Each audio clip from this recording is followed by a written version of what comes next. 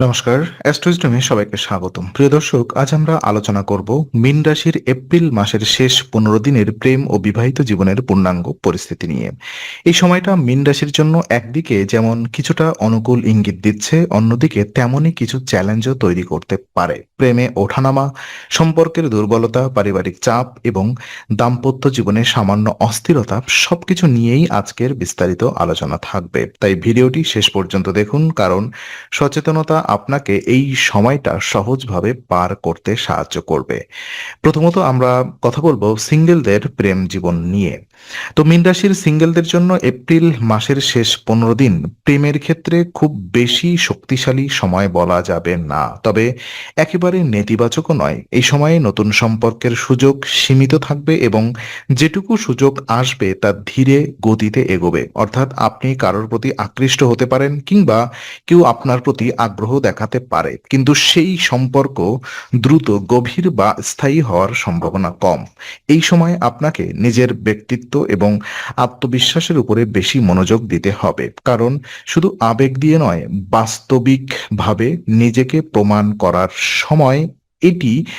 আপনি যত বেশি নিজের দক্ষতা, আচরণ এবং মানসিক পরিপক্কতা দেখাতে পারবেন, তত বেশি সম্পর্কের সম্ভাবনা তৈরি হবে।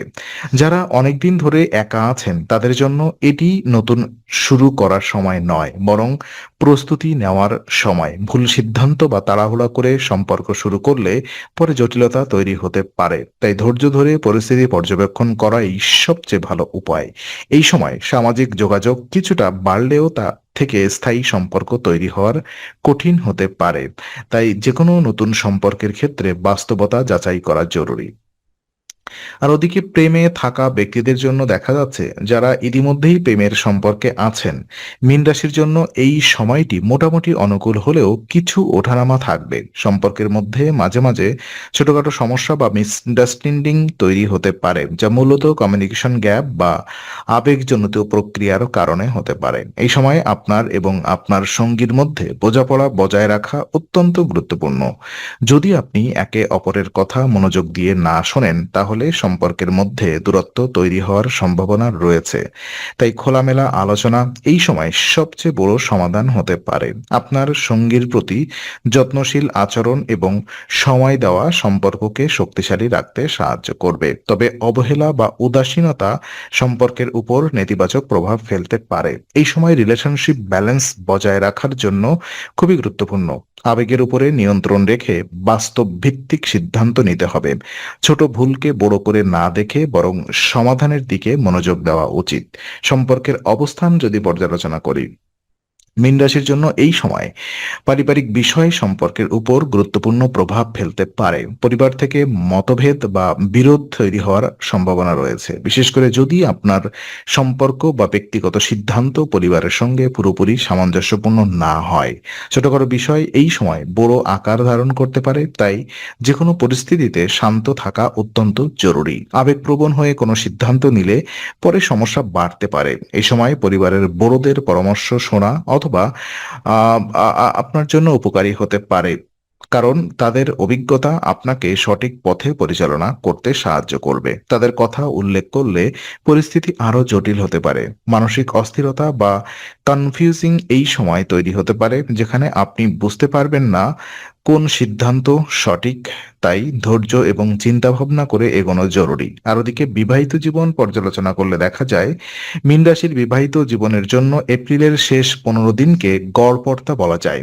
মানে বড় কোনো সমস্যা বা বিপদের সম্ভাবনা নেই, তবে ছোটখাটো ঝামেলা বা মিসআন্ডারস্ট্যান্ডিং দেখা দিতে পারে। এই সময় সম্পর্কের স্থিতিশীলতা বজায় রাখতে হলে সচেতন থাকা জরুরি।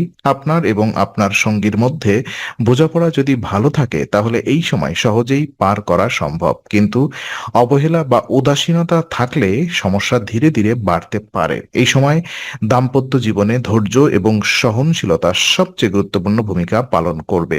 একে অপরকে সময় দেওয়া এবং ছোট বিষয়গুলো গুরুত্ব সহকারে দেখা সম্পর্ককে শক্তিশালী করবে। যদিও বড় কোনো সংকট নেই, তবুও মানসিক সংবেদনশীলতা থাকতে পারে, তাই অপ্রয়োজনীয় বিতর্ক এড়িয়ে চলা ভালো।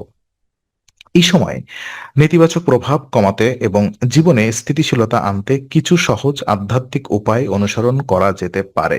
নিয়মিতভাবে হনুমান মন্দিরে প্রার্থনা করা এবং মঙ্গলবার লাল রঙের মিষ্টি বা লাল ফল অর্পণ করা অত্যন্ত শুভ বলে ধরা হয়। এই সময় গুড় খাওয়া এড়িয়ে চলা উচিত বলে উল্লেখ রয়েছে, যা প্রতীকীভাবে সংযম এবং নিয়ন্ত্রণের বার্তা দেয়। পাশাপাশি সংযমী জীবনযাপন এবং শৃঙ্খলাবদ্ধ আচরণ আপনার মানসিক স্থিতি বজায় রাখতে সাহায্য করবে। সবচেয়ে গুরুত্বপূর্ণ হলো নিজের চিন্তাভাবনাকে নিয়ন্ত্রণে রাখা এবং আবেগের বশে কোনো সিদ্ধান্ত না নেওয়া।